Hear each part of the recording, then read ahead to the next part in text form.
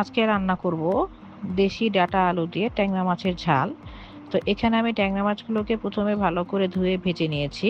কড়াইতে তেল দিয়ে এর মধ্যে জিরা ফোড়ন দিয়ে দিয়ে দিচ্ছি সামান্য পরিমাণ পেঁয়াজ কুচি। টুকরো করে কেটে রাখা আলুগুলো দিয়ে দিচ্ছি। এর মধ্যে সামান্য লবণ দিয়ে এখন আলুগুলোকে আমি হালকা ভেজে নেব। আলুগুলো ভাজা হয়ে গেলে দিয়ে দিচ্ছি কেটে রাখা ডাঁটাগুলো।